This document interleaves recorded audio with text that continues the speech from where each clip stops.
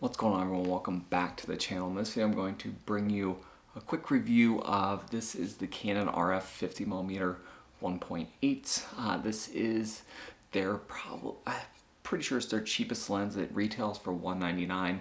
I actually bought it through Canon outlets as a refurbished unit for like $125. They had it on sale.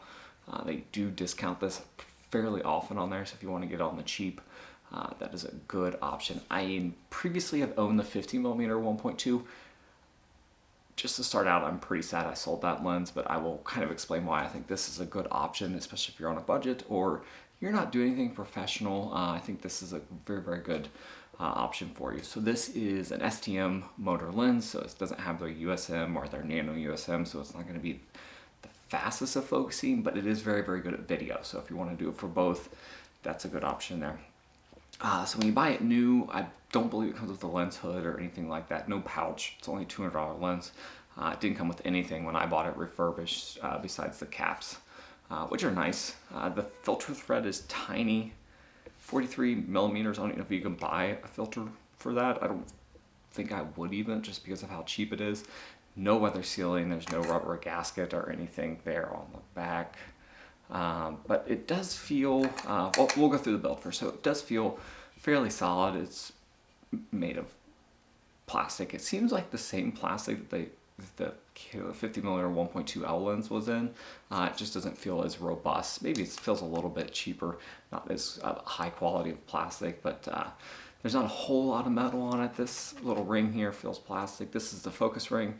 This does not have one of your control rings on it.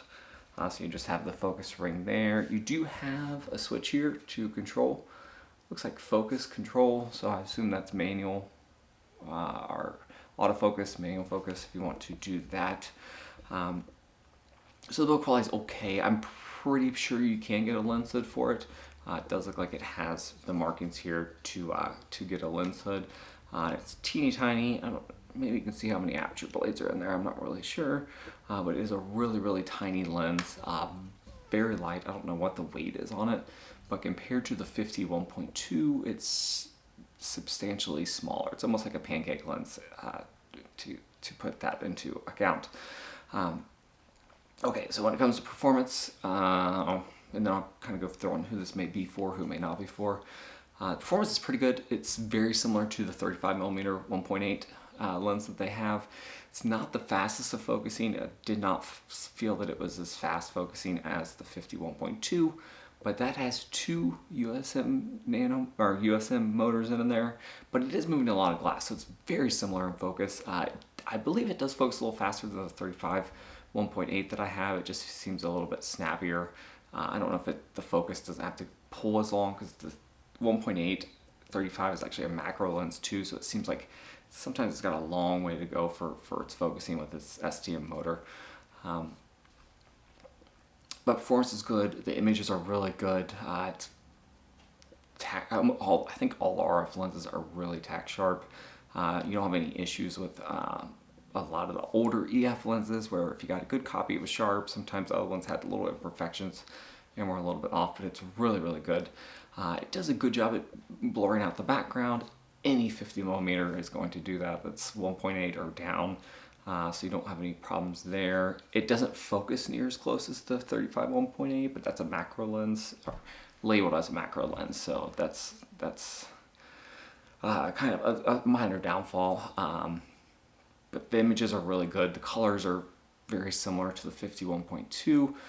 The only thing that I noticed is that it doesn't have any wow factor, so it looks like every 50mm lens under $500 has been made. There hasn't been, besides the Sony 55 1.8 lens, which you can get used under $500. That one's got some character to it, but it doesn't really have a lot of character like the 50 1.2. That one had a unique kind of way that it blended and just blurred the whole background. It kind of had a softness effect to it, to where your subject was really, really focused in there. But so far I've been pretty happy with it.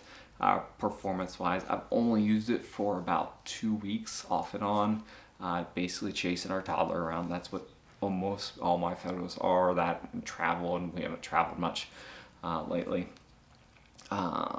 Few negatives. There's no weather sealing. I would gladly pay $100 to at least get a rubber gasket on here on the back and maybe a little bit of weather sealing, just because I tend to, this may get wet at times. I don't think this would last very long if you were in a really robust outside environment. You could hike and stuff with it. I would just be careful with getting it super wet. But the good thing is that it's cheap. So if it does break, you can just get another one.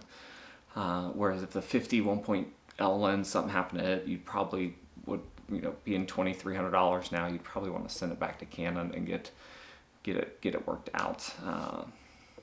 It's not the super fastest as focusing. All these STM motors are good but not great. No character.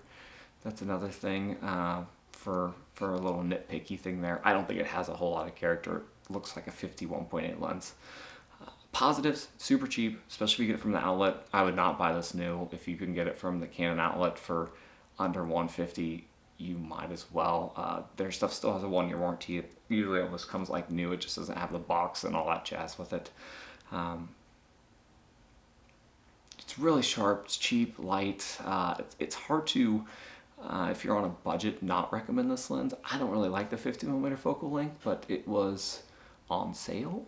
So if I wanted to, I'm sure it would hold its value and I could sell it for $125 pretty easily. So that's really the good thing there. There's no control ring for any type of, besides just the focus, but that doesn't bother me. I don't use that a whole lot with my other lenses that have it, so I'm glad they left that out. So that's it.